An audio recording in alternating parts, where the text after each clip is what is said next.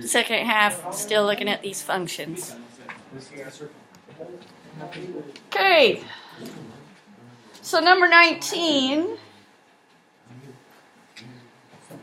I don't have enough space to do a really good job on my table, so I'm going to do it on separate paper. The first thing I do is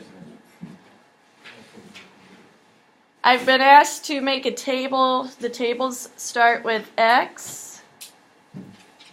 I get to choose the X's, but I wanted to use positive and negatives, so good choice. Unless I know something particular about the location of that function, is the 2, 1, 0, negative 1, negative 2. That's right in the middle of this graph. Back table? Yeah. Okay. Now the next thing that I do is I take the function, the piece that's on the other side of the y equals, and that's the next column, 2 to the x minus 4. Give yourself a little space to work things out. And you're going to put the answer over here. Whatever this turns out to be after we simplify, that's what y equals. Y equals this. So I'll put my graph aside for a minute. What these x's do is they substitute in for that exponent. Okay, so I've got 2 raised to the 2 minus 4. I probably should have left even more room. 2 raised to the 2 is 2 times 2. 4 minus 4. 4 minus 4 is 0. Now, again, this x is going to substitute into the function and the exponent, so 2 to the 1 minus 4. Negative 2. 2 minus 4, negative 2.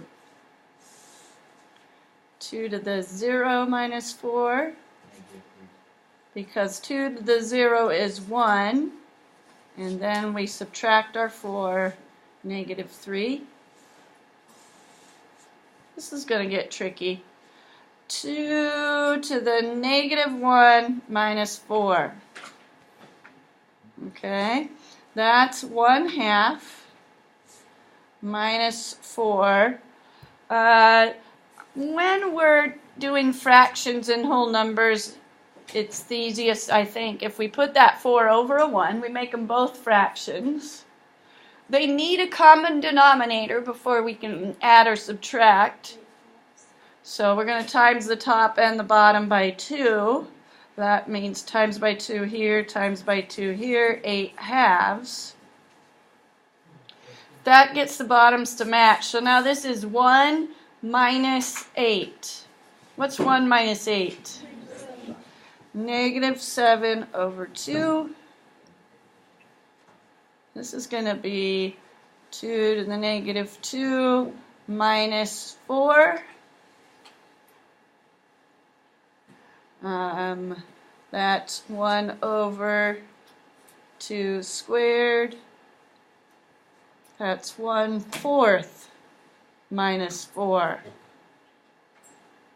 Okay, again, put a whole number over 1.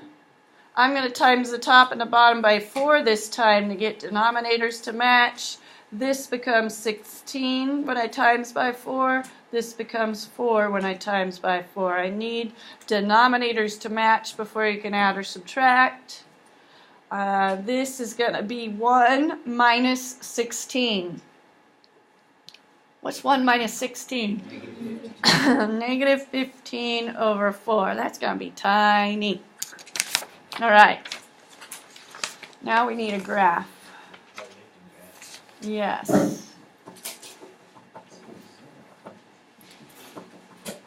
Okay.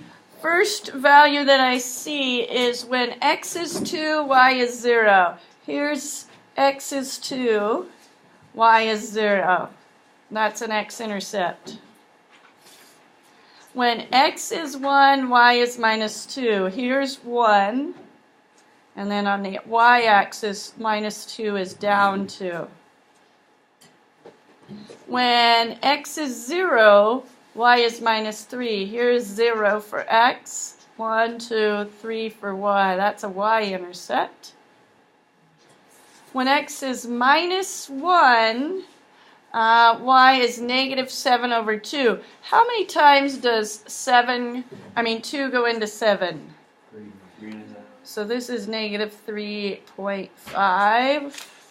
Alright, so here's negative 3, and there's negative 3.5. Negative 2 on the x, I know is going to be just a tiny bit more down. It's a negative 15.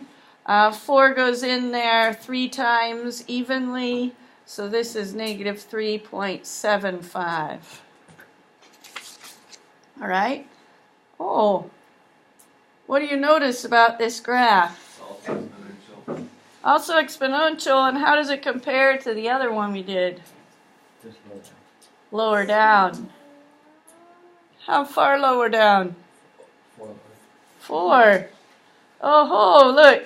Y equals 2 to the x.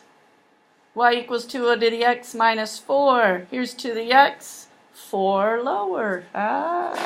See something. Okay.